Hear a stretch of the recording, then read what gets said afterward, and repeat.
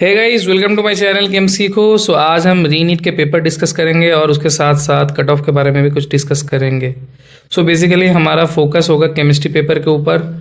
So overall paper अगर मैं कहूँ तो इट वाज रियली टफ, मतलब लगभग 25 जैसा ही था।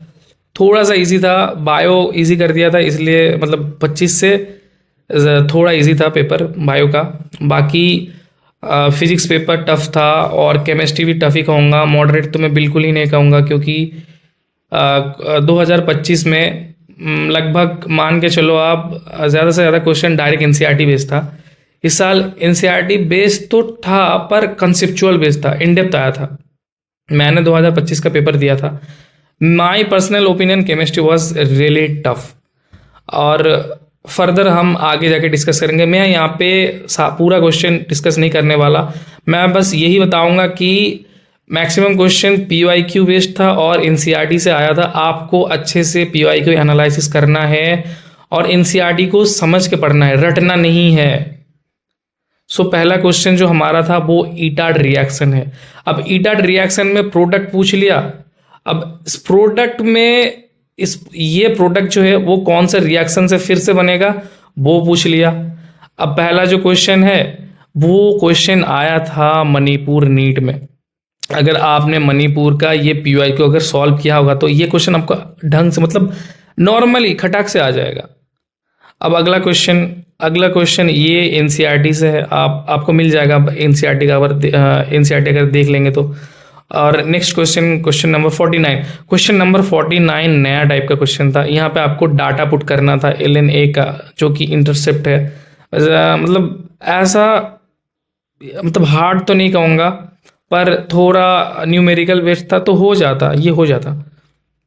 और क्वेश्चन नंबर 51, ये क्वेश्चन भाई सच में अच्छा क्वेश्चन था, क्योंकि आपको यहाँ पे सिन एडिशन और एनडी एडिशन का कॉन्सेप्ट आना चाहिए, जिसमें मेसो प्रोडक्ट बनेगा और उसके ऊपर न्यूमैन प्रोजेक्शन वो भी ढंग से आना चाहिए, नहीं तो ये क्वेश्चन गलत होगा ही होगा। उसके बाद क्वेश्चन नंबर 52, ये डायरेक्ट एनसीईआरटी से है। डायरेक्ट एनसीईआरटी से है कि गिडनट रिएजेंट में अगर कोई भी हाइड्रोजन सोर्स होगा वो हाइड्रोकार्बन में कन्वर्ट होगा। ये यहाँ पे मैक्सिमम बच्चे ने क्वेश्चन, मतलब ऑप्शन 4 वाला टिक किया होगा, गलत कर दिया होगा। सो अगर आप देखेंगे तो यहाँ पे ये पूरा ये क्वेश्चन उठ के आया है। और उसके बाद question 53 little bit out of NCERT था, प्रिपरेशन से पूछ लिया होगा। उसके बाद 55 एनसीईआरटी से था, कायरल ट्रांस नहीं होगा, सिस होगा। उसके बाद ये पेप्टाइड, ये भी इजी था, एनसीईआरटी बेस्ड था। ये भी इजी था, एनसीईआरटी बेस्ड था। लगभग मैक्सिमम एनसीईआरटी बेस्ड था।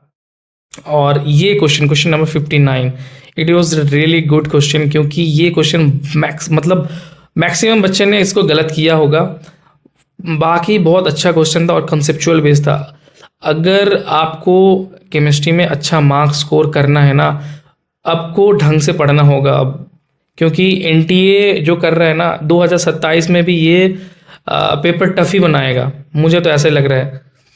एल्डोल से जो रिएक्शन था वो भी अच्छा रिएक्शन था। डायरेक्ट नहीं पूछा, 4 प्रोडक्ट बना दिया, उसमें कौन सा नहीं होगा ये पूछ लिया, ये भी अच्छा क्वेश्चन था। और उसके साथ साथ ये डायग्राम 2024 से, जब से नया सिलेबस आया है 2026 में ये क्वेश्चन आया। ये क्वेश्चन आना डेफिनेट था, ये आ चुका है। ये क्वेश्चन भी थोड़ा ट्रिकी था। और देखो ये क्वेश्चन नया नहीं था, डी वाई हुकेल इक्वेशन पे बेस्ड है। ये क्वेश्चन नया नहीं था, ये क्वेश्चन 2023 के फिर से मणिपुर नीट में आ चुका है। थोड़ा सा मॉडिफाई करके इसको, मतलब न्यूमेरिकल फॉर्म में बना दिया। और इसके बाद ये क्वेश्चन देखो, क्वेश्चन नंबर 76, इसको थोड़ा मॉडिफाई कर दिया, एकदम एनसीईआरटी से उठ के आया है।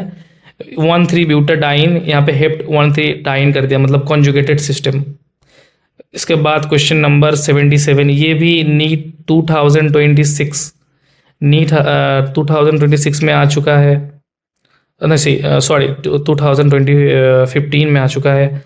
इसके बाद है क्वेश्चन नंबर 80, भी बहुत ज़्यादा अच्छा क्वेश्चन था। सो बेसिकली अगर आपको केमिस्ट्री में अच्छा मार्क्स लाना है तो आपको ढंग से केमिस्ट्री पढ़ना होगा और पीवाईक्यू पे रिलाय करना होगा, अच्छे से पीवाईक्यू करना होगा एंड केमिस्ट्री को कंसेप्चुअली समझना होगा। मुझे ऐसा लग रहा है कि इस साल देखो ज़्यादा ज़्यादा फ्लैक्चुएट कट ऑफ नहीं जाएगा। AIQ मेरे हिसाब से 540 से 550 के बीच में ही रहेगा। और जैसे कि मैं वेस्ट बंगाल से हूँ, मेरे को लगता है कि वेस्ट बंगाल का कट ऑफ 520 से 525 तक इसके अंदर ही रहेगा। ज़्यादा कट ऑफ का फ्लैक्चुएशन नहीं होगा क्योंकि पेपर बहुत ही टफ था।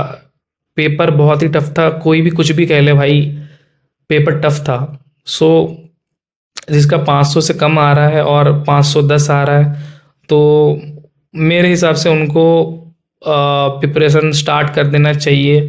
जिनका ड्रॉप ज़्यादा हो चुका है उनको सोचना चाहिए क्या करेंगे आप। So all the very best. आगे जाके आपको समझना होगा और कुछ ना कुछ करना होगा। Good bye.